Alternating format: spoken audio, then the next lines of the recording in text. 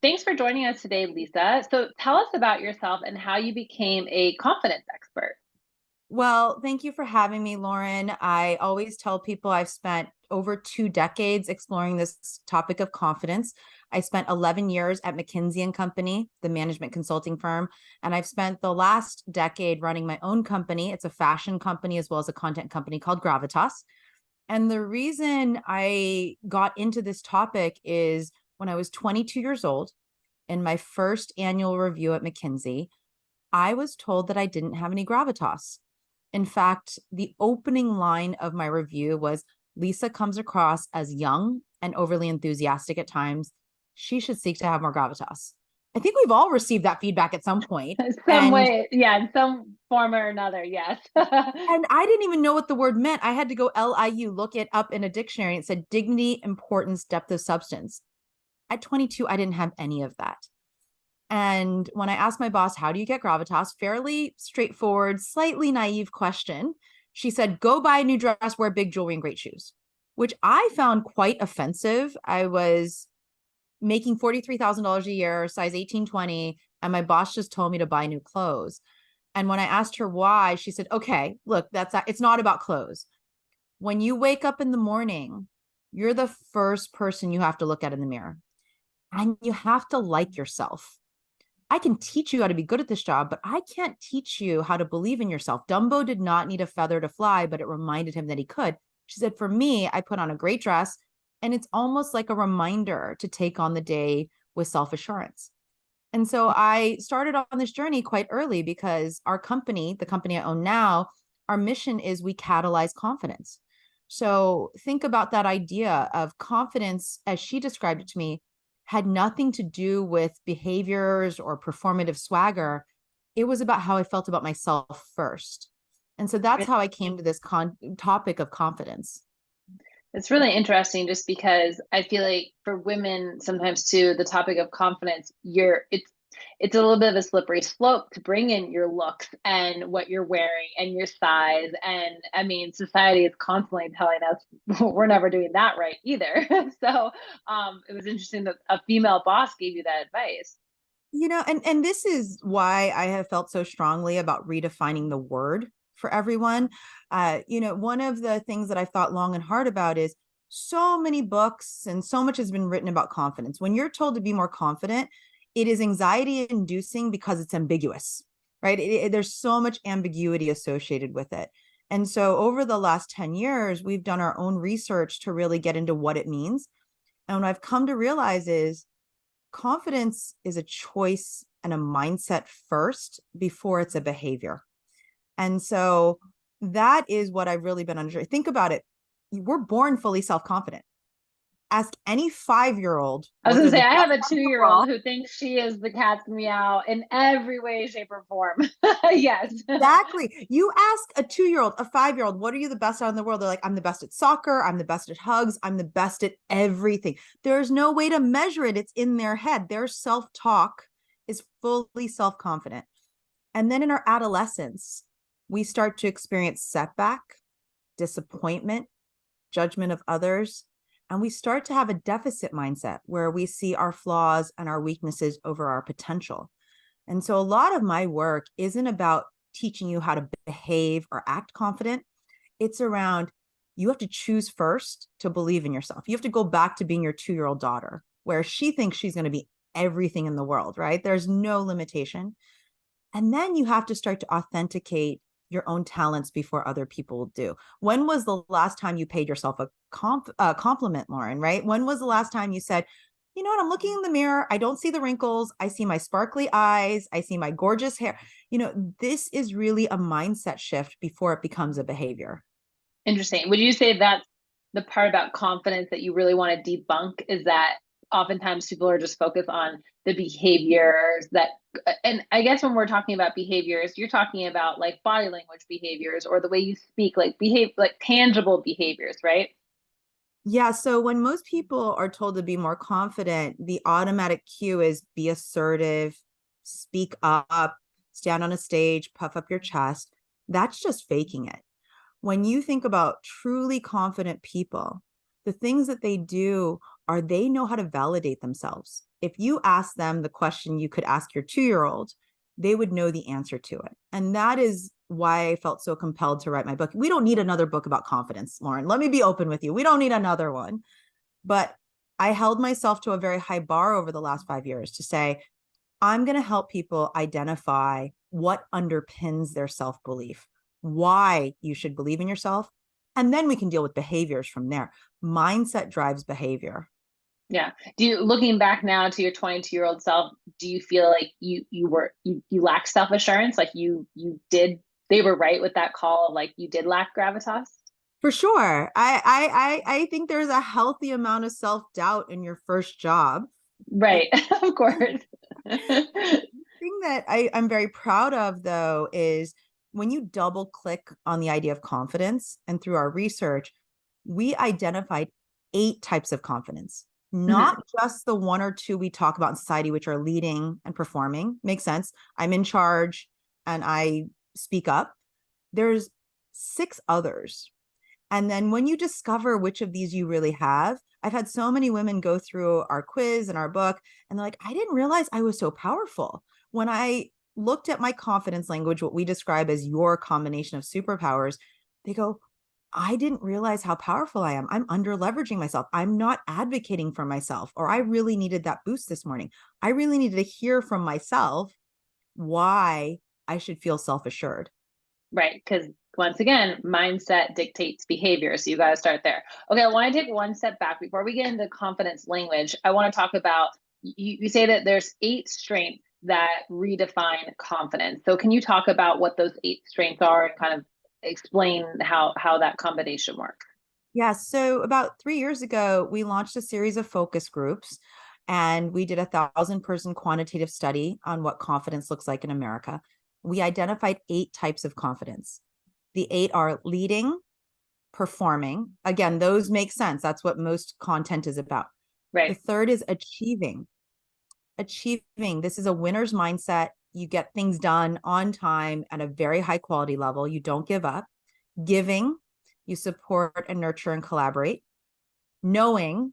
You are the smartest person in the room. These are the people you want to build IKEA furniture with. They will not have any missing screws, and that instruction manual has been well reviewed. Creating, which is my top superpower. This is about your ability to see ideas and to create something from nothing. You believe in things before you can see it. Believing, which I call the Ted Lasso effect. This is positive intent, optimism. You see the best in others and other people and situations.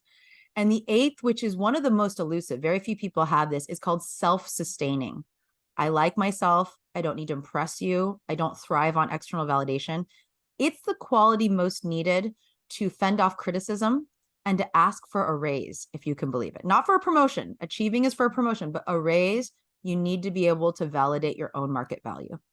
I can understand why self-sustaining is the hardest one, and the one that most people don't identify with, because I feel like it's essentially like not caring what other people think, which you hear that all the time. You're like, that's a great idea. But in theory, on paper, it looks good, but it's very hard to do in real life, right? Like going back to the 2-year-old example, like, yeah, you're right. 2-year-olds don't care what anyone else thinks about them.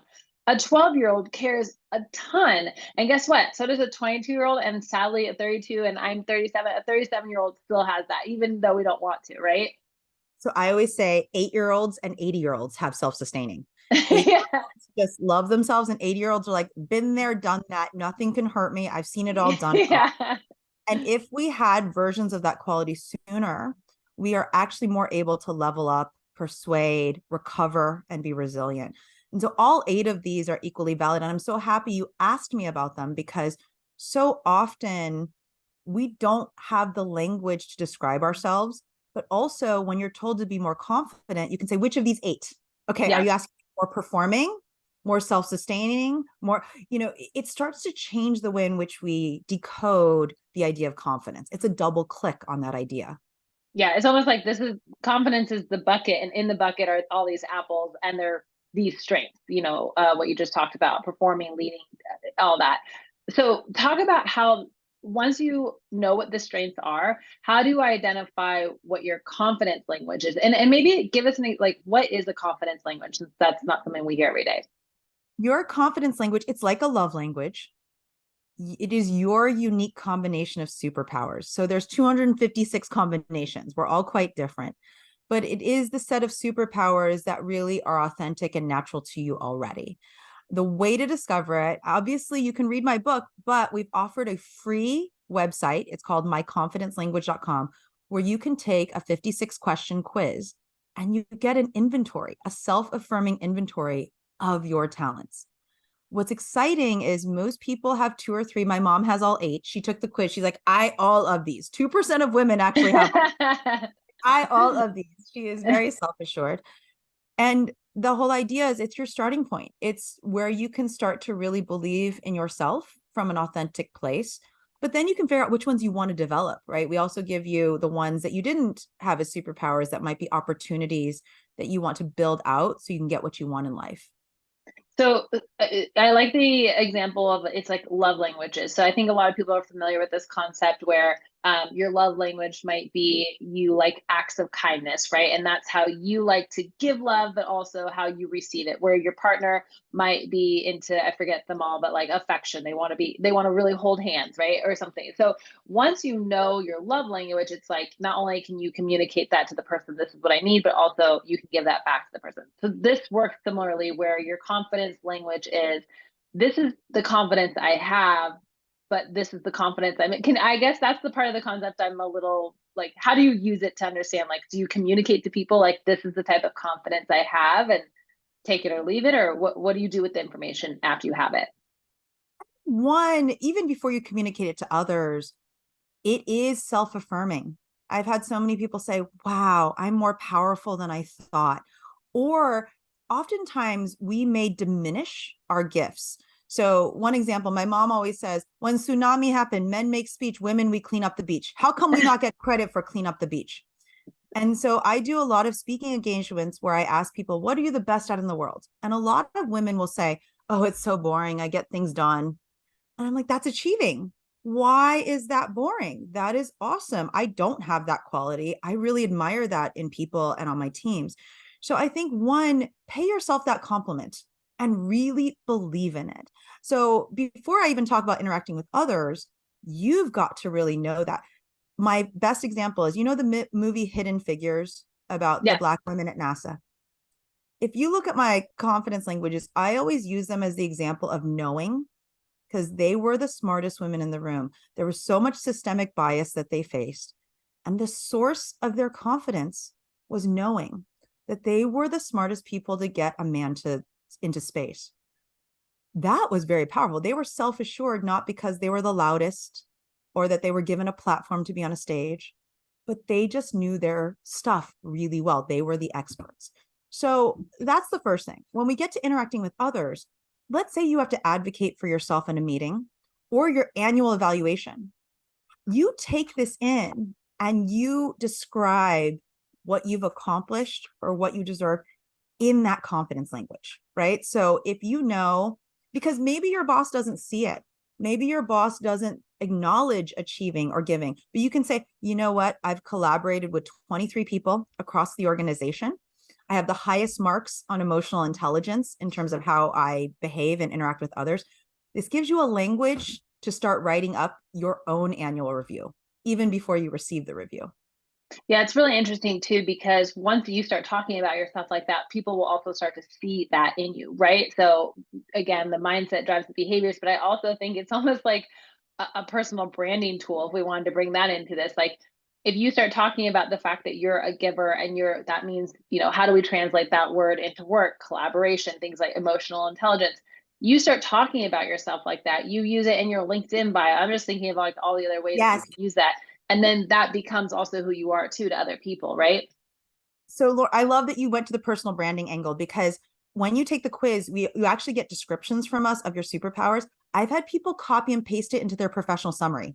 I believe So that. they will take achieving and say, I have a winner's mindset. I never accept fail. The words, the language to describe yourself. I once met someone that said, I am the most powerful introvert on the planet. And I go, well, what does that mean? I'm the best at listening. I may not respond to you in the moment, but 2 days later, I'll come back to you with the most thoughtful review. and they turned a negative into a strength. And I really saw that person differently. I think Yeah. the mastery comes too when you start to see other people's confidence languages. Like I've just met you, Lauren, but I feel like I could guess some of yours. But how nice is it to be seen from a strength space rather than my preconceived notions of what it means to be confident?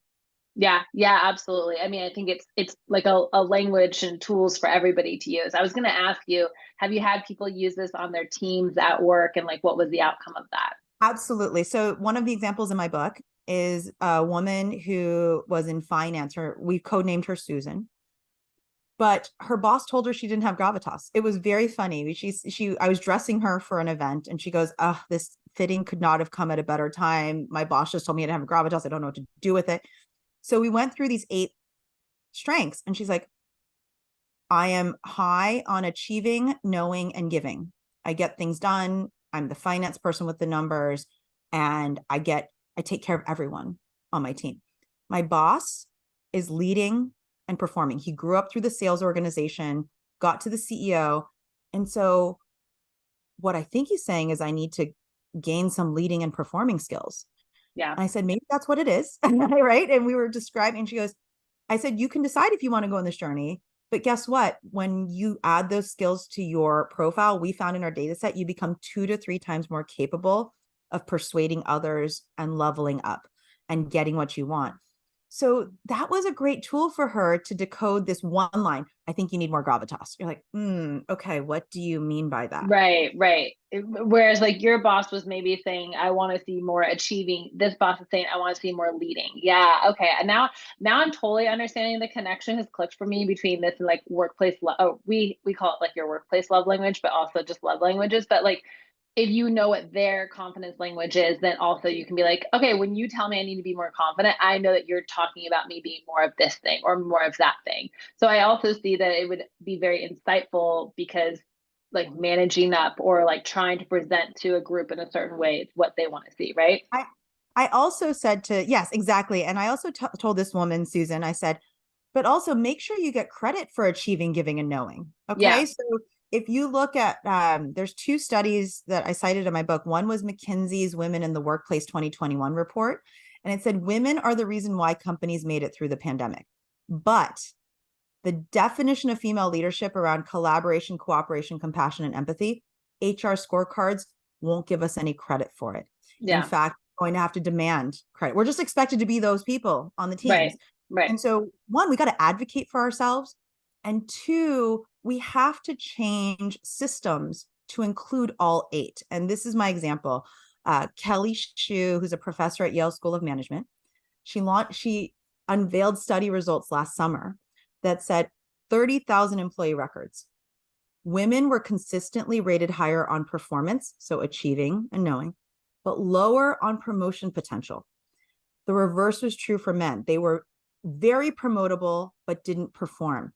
And it was because the attributes used to score promotion potential were charisma, extroversion, and assertiveness.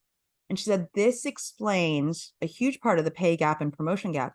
But why aren't we including more feminine leadership attributes in promotion potential? Because they correlate to performance, right? We're Right. the doers who give out the hugs.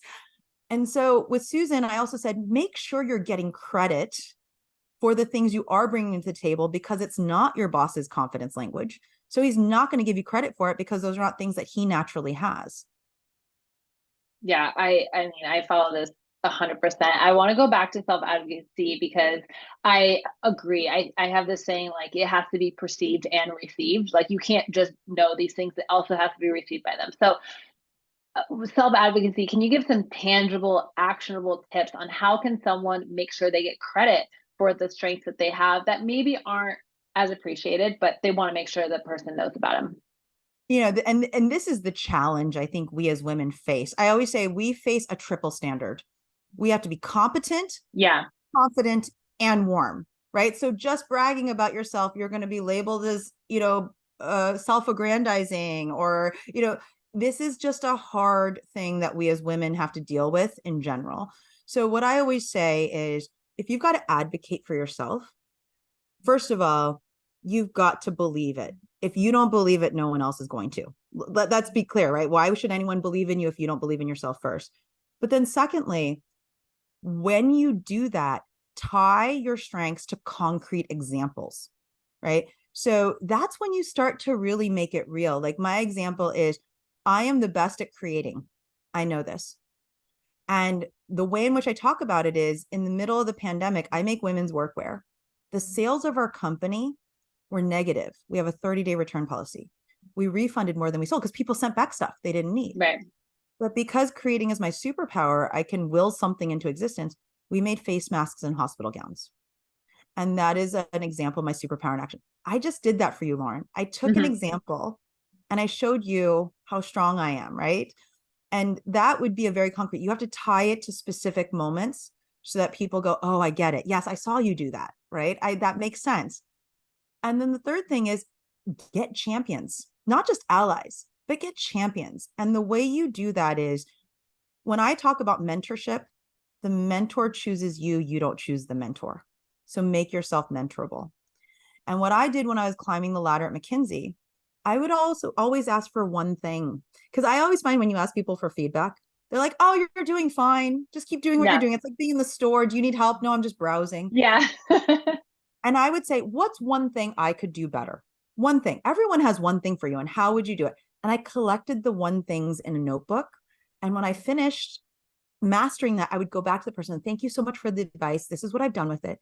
All of a sudden, all these people had their fingerprints on my journey. They felt so responsible because I had engaged them in that discussion. And that I think is really powerful if you're climbing a ladder, is you've got to get champions. Don't presume that everyone knows what you're working on. And also don't try to be a superhero. Don't try to say, oh, I got this. When you enlist people on the journey, they raise their hands to champion you along the way. Yeah, I like your point about be mentorable. I've also heard it be said like be coachable. But and that's truly, I mean, the lucky people are the ones who have managers who are like coaches, not micromanagers or, really nitpicky about that. And to your point, they want to invest their time and energy into the people who have the potential and can be coachable. So this has been very, very fascinating. Okay, you mentioned there's a quiz that people can take to find out their confidence language. So can you share that one more time? I'm going to put it in the show notes as well, but just talk about that as well. It's myconfidencelanguage.com. That's how easy it is. And what I found is really fun is to take it with your coworkers at lunch and share your results. Take it with your family. It was funny when we were in the beta testing for this, someone I sent it to said, you know what, I'm going to have everyone take this at Thanksgiving, as opposed to Oh, what I'm God. grateful for. What are all of our individual superpowers? She said she had the most fun Thanksgiving dinner because her family was like, oh my gosh, I have believing, I'm like Ted Lasso. And I will tell you, Lauren, when I wrote the book, I was like, look, if you're not going to buy the book, I want to at least give you the quiz for free, completely free, because I do believe that much in how powerful it is to take an inventory of your gifts. And you don't do that often. You don't pay yourself a compliment enough, right?